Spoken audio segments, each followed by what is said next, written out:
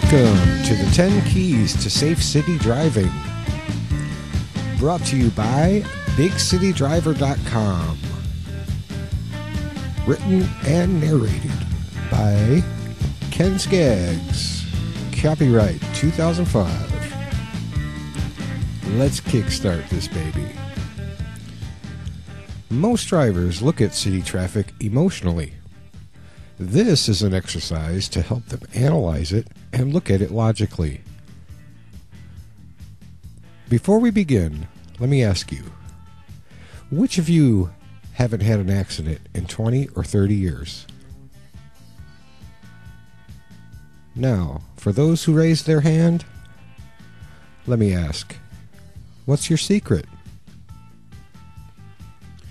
The answer is always the same.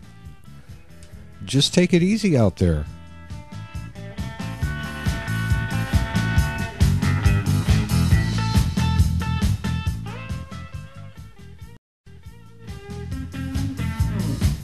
Chapter 1. Understand traffic waves. If you look out the window of a 10-story building when traffic is a little heavy, you will notice that it flows in waves, with speeds ranging from over 40 miles per hour to complete stops, and anywhere in between. Because so many drivers follow too closely to the car ahead, they wind up having to brake when the car ahead does. And if too many are bunched together, they all wind up stepping on their brakes together, causing a wave. As the wave progresses against the flow of traffic, it will cause traffic to go slower and slower until traffic stops, or until the wave reaches a point of space. If there is enough space, the wave will dissipate. To combat these waves, try to keep a steady pace. Keep enough space in front of you so that you don't have to stop, and you can personally eliminate these waves. Remember, the idea is, try not to stop. You see, when you follow too closely to the vehicle ahead and he steps on his brakes, it causes you to go even slower than him. Don't believe it? Try this experiment to prove it. When you're on an open road and traffic is light and you find yourself slowly gaining on another truck, try to guess his speed. As you pull up behind him, notice your speedometer as you slow down. Then, try to get your truck going the same speed as him to see if your guess was right. If you watch your speedometer as you do this, you will see that it goes below his speed before it levels out. The same is true when traffic is heavy and people step on their brakes. The one behind has to slow down even more. This is what causes traffic waves.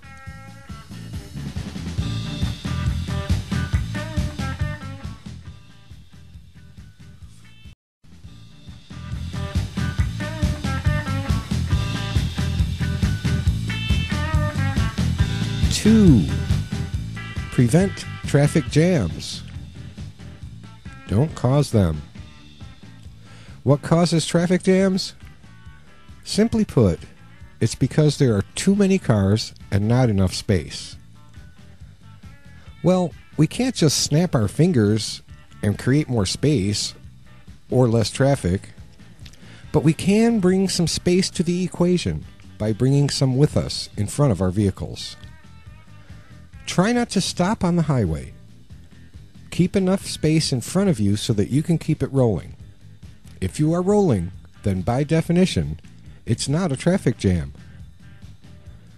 And when merging, never go faster than the flow of traffic, no matter how slow that may be. Even if traffic is flowing at 5 miles per hour and you're merging, go 4 miles per hour as you come down the ramp. And merge with space in front of you. Remember, if you have to step on your brakes while merging, you didn't do it right. So if keeping space in front of you can prevent traffic jams, then the opposite is true. Tailgating causes traffic jams.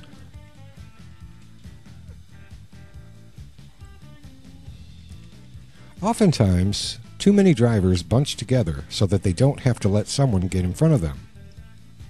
They seem to feel that they will get to their destination sooner if they don't have to let so many cars get in front. But it's not true. It only seems like it. Let me prove it.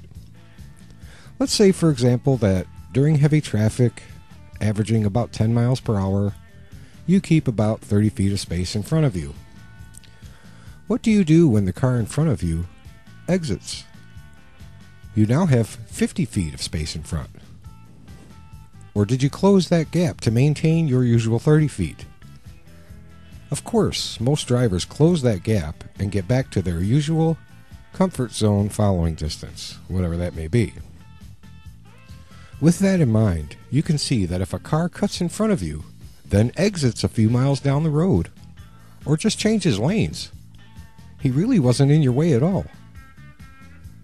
And since most drivers reading this are long-haul truckers, chances are that every car that gets in front of you will be getting off long before you do. So again, keep some space in front of you and try to keep it rolling to prevent traffic jams. If everyone drove like this, there would be a lot less stopping and going. Of course, everyone won't be driving like this anytime soon, but imagine if all the truckers did. I think that would still make a huge difference.